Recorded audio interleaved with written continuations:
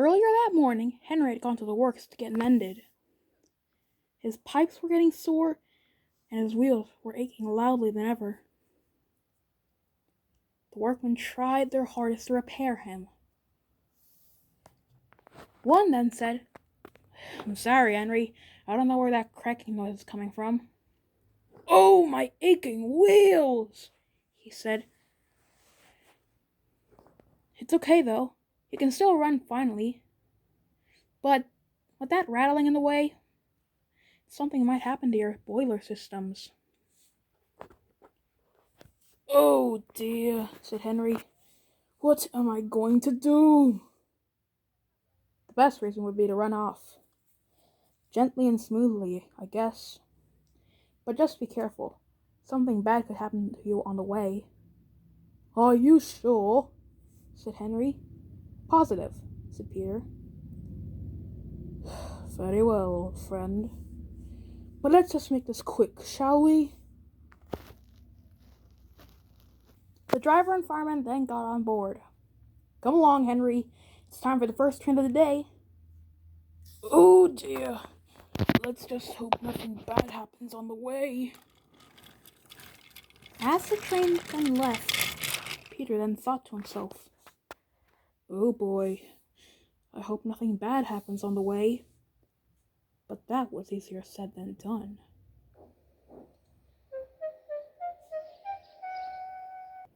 At first, Henry was running gracefully down the line.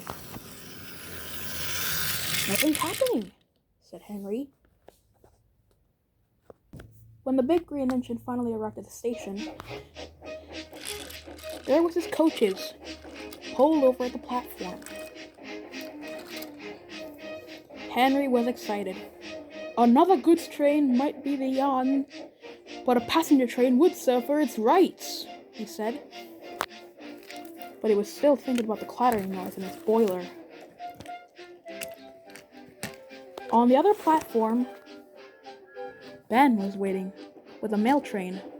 Percy was out in the workstation. He overheard the entire thing.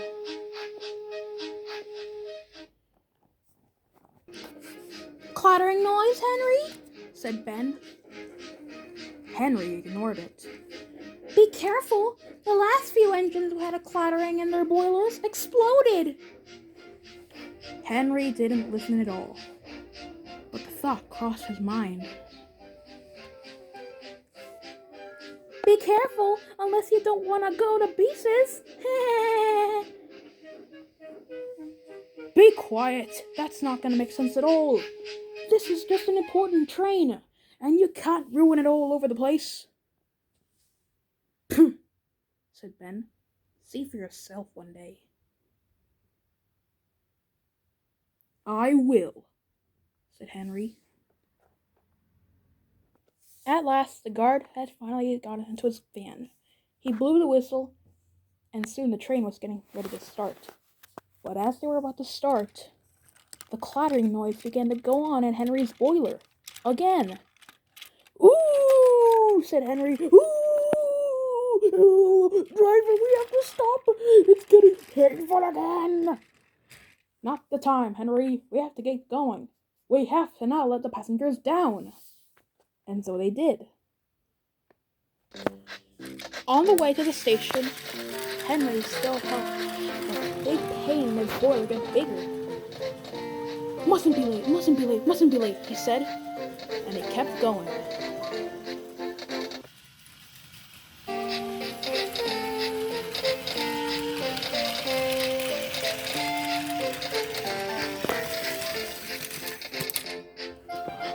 At the station, everyone was surprised to see Henry going extremely slower than before. "Come on, come on," said Henry. "Mustn't be late." But to their shock, Henry stopped beyond the platform. Oh, I don't understand," said Henry. "I could have made it to the platform, but I stopped. Must be wrong with Something must be wrong with their pipes. Henry's the strongest engine we know. He can't stop. The driver then made the arrangements to stop him close to the platform. The passengers then got off the train and then walked to the platform themselves. Gordon then arrived to take the coaches. You really are a slow engine, huh, Henry? Who knows, you might break down. Or even worse, go to pieces. Henry wasn't liking the sound of that at all. Henry was then placed close to the next platform. He was upset. How can I not run how I used to? I ran gracefully back in my day. Must be old age catching up.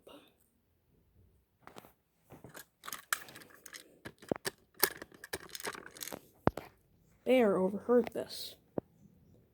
No, you're not, he said. You're really useful, Henry. Trust me. But Henry didn't. You're new, and I'm old. I'm starting to think that I'm gonna be sent to the scrapyards. You're not. You're still a proud green engine. And Sir Topham Hatt knows too. Now, if you'll excuse me, some engines have to help us out, said Bear as he ran into the station. But Henry was still having his options on that. Slowly but surely, the big green engine set off back to the sheds.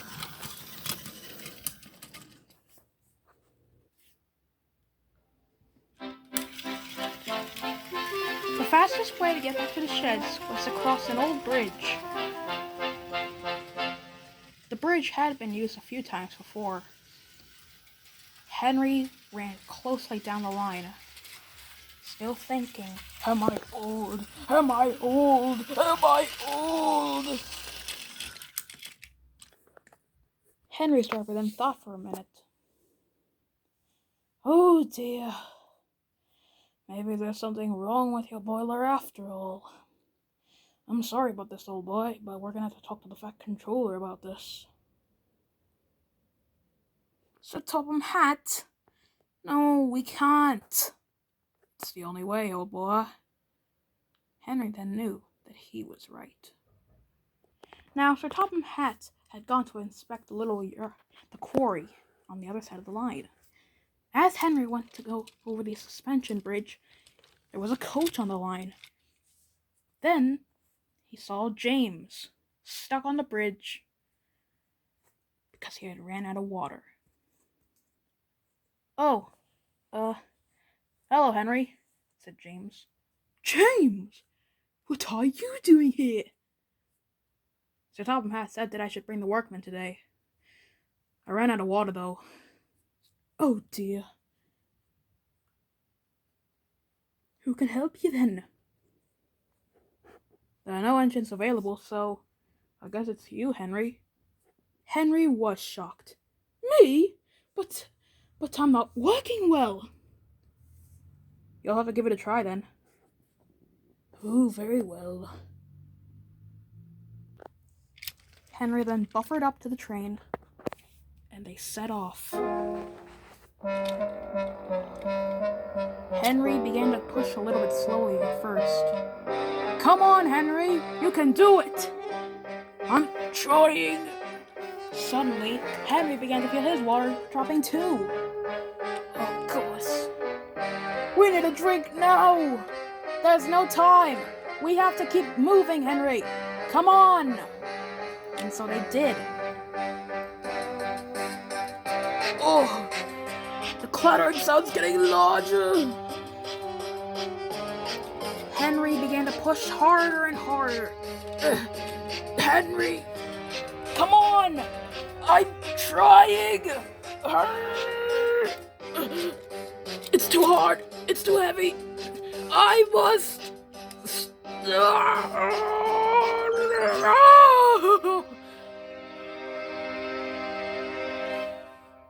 Henry was stuck.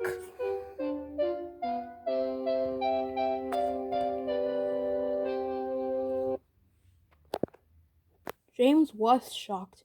Henry, are you all right? No, said Henry. I'm not. Henry's boiler had finally collapsed. Now he couldn't move at all. It wasn't long before Sir Topham Hatt arrived. I'm sorry, sir. I tried. I really did, but your boiler then collapsed. It's all right, Henry. I know it wasn't your fault. That's why you're in need of an overhaul and a new coat of paint. I was worrying about this for a whole day now. I heard about it from Gordon. And for that, we're gonna give you brand new wheelings. Really, sir? Yes, we'll give you a bigger firebox, more coal, and a special running sort of motor that can make you go as fast as you want. Oh, thank you, sir. That would be delightful. The other engines thought it was a good idea, too. We'll have the same modifications that we gave Thomas as well. Oh, thank you, sir. That would be lovely. Right. That's settled then. Percy, take off and Henry to the works while we sort this out. Yes, sir, said Percy. You'll be feeling as good as ever. Sir Topham Hatt was as good as his word. The next day, Henry was given a brand new coat of paint, brand new workings, and a brand new look. He looked just like Peter. I feel as powerful as before. Welcome back, number 3, said Peter. Thank you. I love my new shape. Sir Topham Hatt was impressed too. I'm very pleased to have you as a part of my railway, Henry. I am too, said Henry. Come along now. We're going to give you some tests on the railway now. Oh, it feels good to be back, said Henry. Sir Topham Hatt then climbed on board to the cab, and then the big green engine set off back home with his new shape and a brand new ego. 'Cause he knew he was going to be a really useful engine. When Thomas saw his new look, though, he began to feel a little bit jealous. Very jealous. Until he learned, never judge a book by its cover. You could say that some new arrangements were happening to the island of Sodor, but that's another story.